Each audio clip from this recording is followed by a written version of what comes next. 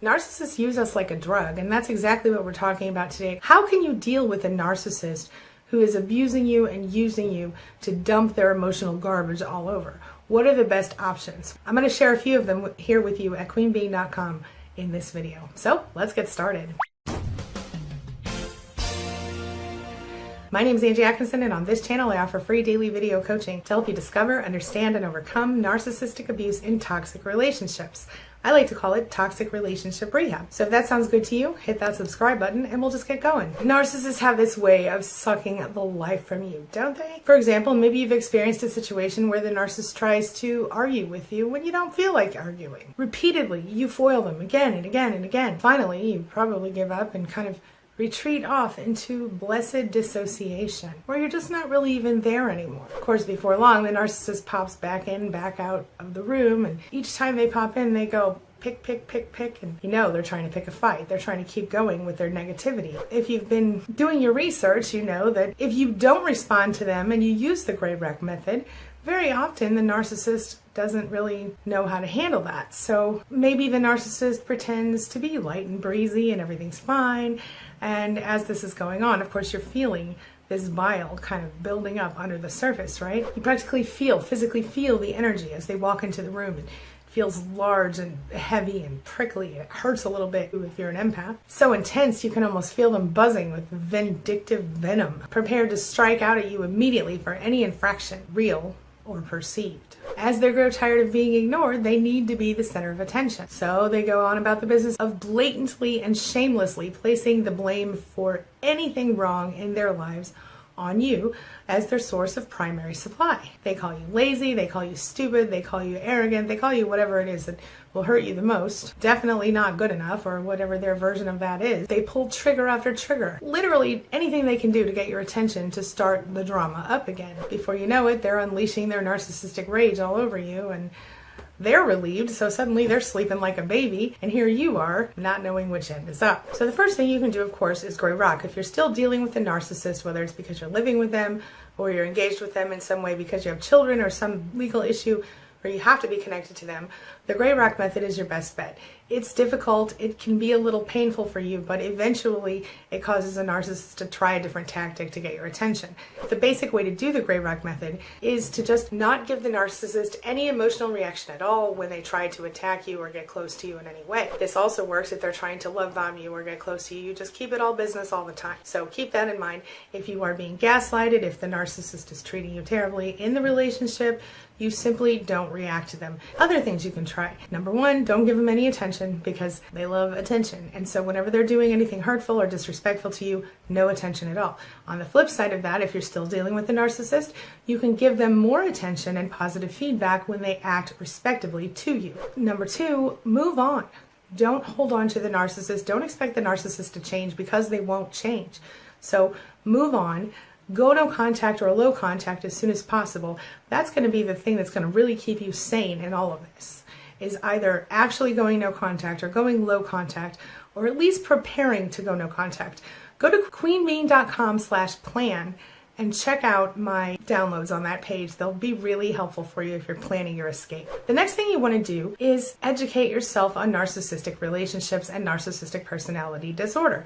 And you're doing that right now by watching this video. I've also got lots of other resources for you here on this channel, as well as at queenbeing.com, booksangieWrote.com, and narcissisticabuserecovery.online, to name a few. Join SPAN, get some support from fellow survivors, people who are in various stages of recovery.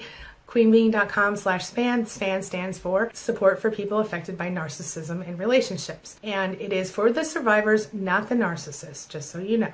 So go to queenbeing.com/SPAN, SPAN, and join that group. That will also help you to be stronger and more focused on what you want and not what the narcissist wants. If you focus on healing yourself, you're going to be much more likely to be shutting down that abuse in the process.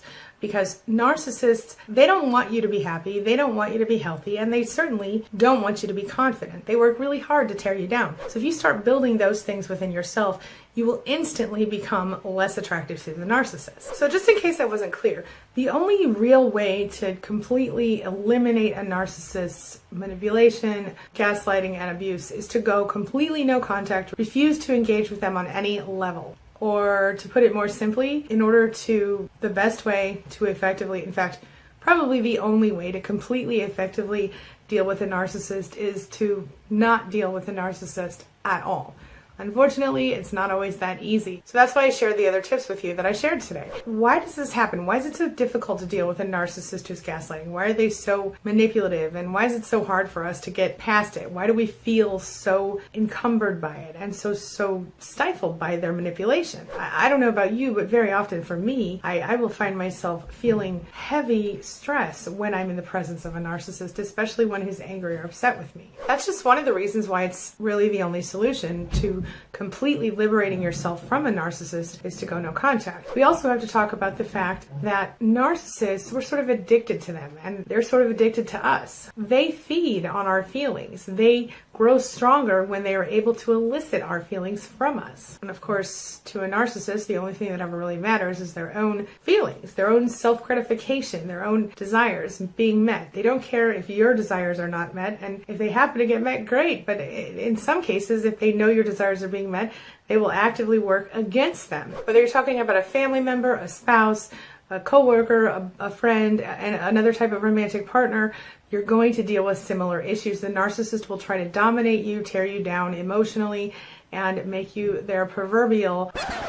They will. I'm not kidding. You are, to a narcissist, nothing more than a source of narcissistic supply. You provide them with admiration, you provide them with praise, adulation, acceptance, pedestal pushing. The thing is, they need those things in order to make their false self seem more real to themselves. They have to sort of artificially inflate their egos by using your emotions and feelings. And if that requires that they tear you down, well, then they'll do it. If you're not properly, pumping up the ego with I don't know what that was. If you're not properly pumping up the ego with it, the narcissist will do whatever is necessary to elicit more emotion from you, very often beginning with narcissistic rage or narcissistic injury. And if you're anything like me, that stuff is exhausting to you. It feels overwhelming and upsetting. And even if you try to soothe them and keep them calm like they want you to, sometimes it just makes them more upset. Intermittent reinforcement keeps us hooked because sometimes when we do what they want, we get what we want. We get that love or concern or whatever it is that we're seeking from the narcissist, acceptance.